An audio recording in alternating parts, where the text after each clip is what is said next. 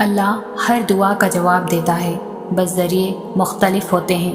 کبھی وہ کسی انسان کو آپ سے ملوا کر جواب دیتا ہے اور کبھی اسے آپ سے دور کر کے۔ کبھی وہ ہواؤں کے ہاتھ پیغام بھیجتا ہے تو کبھی اپنا جواب کسی ٹھوکر میں چھپا دیتا ہے۔ کبھی وہ سجدے میں گرا کر اپنی مصلحتیں سمجھاتا ہے اور کبھی ہاتھ تھام کر صبر کا صلہ دیتا ہے۔ آزمائش کا آنا اور روح کا ریزہ ریزہ ہو کر بکھر جانا بے وجہ نہیں ہے۔ کبھی تکلیف میں ہو تو اللہ کو محسوس کرنا، پھر اس کی موجودگی بھی دکھائی دے گی اور اس کی سرگوشی بھی سنائی دے گی۔ تڑپ دل میں وہ تب ہی اتارتا ہے جب وہ تمہیں یاد کرتا ہے، پھر تب وہ چاہتا ہے تم اس سے بات کرو، اسے اپنی کیفیات سناؤ، اپنی ساری پریشانیاں اس کی دہلیز پر چھوڑ آؤ، ہر فیصلہ اس کے سپرد کر آؤ، تاکہ بس تم اور اللہ رہ جائے۔ پھر سے مسکراؤ اور سب بھول جاؤ۔ مٹھاس تو پھر بس اسی کے ذکر میں ہے، اور سکون کے لیے تو اس کا نام ہی کافی ہے۔ تم تنہا نہیں ہو، تمہارے ساتھ اللہ ہے، اور جس کے ساتھ وہ ہو اس کے ساتھ تو کائنات کی رونقیں چلتی ہیں۔ ہماری زندگی میں آنے والی اور ہونے والی ہر چیز میں اللہ کی مصلحت ہے۔ کسی کا زندگی میں آنا یا چلے جانا، راتوں کو اٹھ اٹھ کر رونا یا چین کی نیند سو جانا، ایک لمحے میں ہزاروں یادوں کا بننا اور اگلے ہی لمحے میں ان تمام یادوں کا بکھر جانا، یہ سب اللہ کی رضا سے ہے۔ اللہ جانتا ہے کہ میرا یہ بندہ میری جانب ایک آواز پر آئے گا، اور اس بندے کو مجھے تھوڑی سختی سے اپنی طرف لانا ہوگا، تبھی وہ ہمیں زندگی کی ایسی ایسی حقیقتوں سے ملواتا ہے کہ ہم ٹوٹ جاتے ہیں، پھر اس کی طرف بھاگے چلے جاتے ہیں۔ ٹھوکر پر ٹھوکر اور بار بار گرنا، یہ چوٹیں پھر اللہ تک لے کر جاتی ہے، اور لے جائیں بھی کیوں نہ، اس کی دسترس میں ہی تو بس ہر زخم کا مرہم ہے۔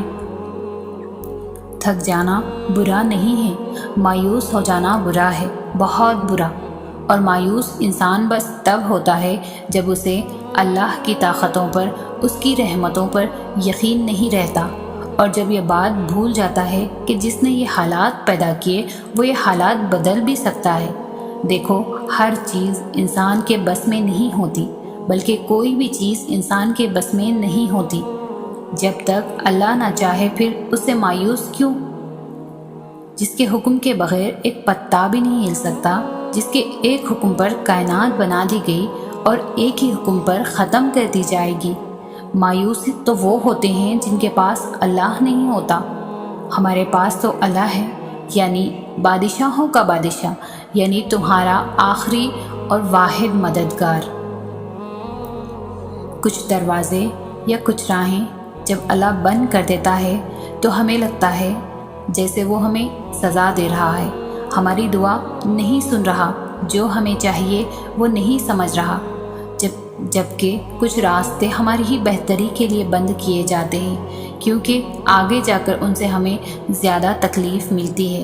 یہ سزا نہیں ہے، بلکہ یہ تو اللہ کی محبت ہے، حفاظت ہے، کیونکہ وہ ہمیں مسلسل تکلیف میں نہیں دیکھ سکتا۔ ہمارے فیصلے ہماری چاہت کے مطابق ہوتے ہیں، جبکہ اس کے فیصلے ہماری بہتری اور ضرورت کے مطابق ہوتے ہیں، لیکن ہم یہ بات اکثر بھول جاتے ہیں۔ وہ سنتا بھی ہے، جانتا بھی ہے، دیتا بھی ہے، ہر بات کا علم ہے اللہ کو، اور انسان تو بس ایک کچا منصوبہ ساز ہے۔ تم خود کو خود ہی تکلیف میں رکھتے ہو، ورنہ وہ تو بڑا مہربان ہے۔ پتہ ہے اللہ کو راضی کرنے کا سب سے آسان طریقہ کیا ہے؟ نماز تمہارے اور اللہ کے درمیان موجود ہر فاصلہ ختم کر دیتی ہے، اور اللہ کو اپنے بندے کی سب سے پیاری بات یہی لگتی ہے کہ جب اس کا بندہ اس کے پسندیدہ انداز سے اسے مناتا ہے۔ جب تم اللہ کی محبت کا حق ادا کرنے کے بعد اپنی محبت کی آرزو کرتے ہو نا، تو اللہ اس آرزو پر ایک دم کن فرما دیتا ہے، اور پھر وہ کہتا ہے کہ تو نے مجھے میری پسند سے راضی کیا ہے نا، تو میں بھی تجھے تیری ہی پسند سے راضی کروں گا۔ کائنات میں کوئی بھی عمل اور کوئی بھی عبادت ایسی نہیں جو نماز کی طرح اللہ کو فوراً تم سے راضی کر سکے۔ اللہ کے نزدیک نماز سے زیادہ محبوب کوئی عمل نہیں، اور جو اس کے محبوب کو اپنا محبوب بنا لیتا ہے نا، اللہ اس سے بے حد محبت کرنے لگتا ہے۔ جو سجدوں میں سستی نہیں کرتے، پھر اللہ بھی ان کی دعاؤں کی قبولیت میں تاخیر نہیں ہونے دیتا۔ نماز آزمائش میں اللہ کی تمہارے لیے سب سے بڑی پناہ گاہ ہے، اور جو اس کی پناہ گاہ میں ہوتے ہیں ان کا بڑے سے بڑا طوفان بھی کچھ نہیں بگاڑ سکتا۔ وہ ہمیشہ اللہ کی حفاظت میں رہتے ہیں۔ اللہ ہر آنسو سے واقف ہے جو تم نے مسکراتے ہوئے پلکوں کے پیچھے چھپا لیا تھا۔ وہ ہر اس دعا سے واقف ہے جس کے لیے ہاتھ اٹھاتے ہوئے تمہارا دل تکلیف سے پھٹ رہا تھا۔ وہ ہر اس فریاد سے واقف ہے جسے تم نے تڑپتے ہوئے زبان میں دبا لیا تھا۔ وہ ہر اس صدا سے واقف ہے جب تم نے کرب کے مارے سجدے میں گرتے ہوئے اللہ کو پکارا تھا۔ وہ ان راتوں کی وحشت سے بھی واقف ہے جب سب سو رہے تھے اور تم نے آواز کے خوف سے دردناک چیخ کو ضبط کر کے منہ کو ہاتھوں سے دبا لیا تھا۔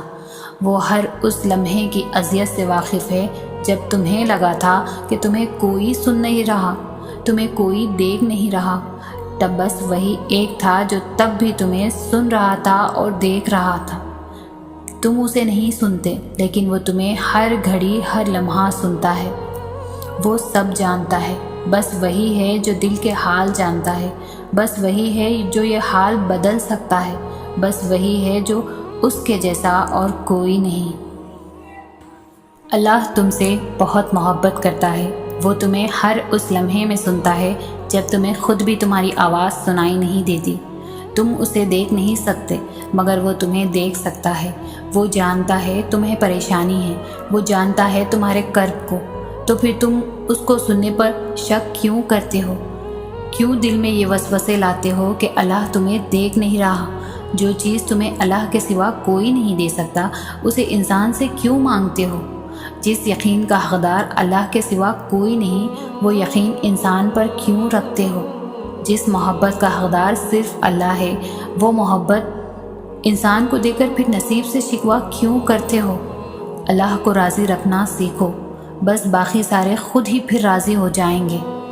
سورۃ الضحیٰ میں اللہ پاک فرماتے ہیں کہ نہ تو تیرے رب نے تجھے چھوڑا ہے اور نہ بیزار ہو گیا ہے، یعنی اللہ ہی تمہارا پہلا سہارا تھا اور اللہ ہی تمہارا آخری سہارا ہے۔ تم کتنے ہی گنہگار کیوں نہ ہو، تم کتنے ہی نافرمان کیوں نہ ہو، جب جب تم اسے پکارو گے تب تب وہ تمہاری پکار کا جواب دے گا۔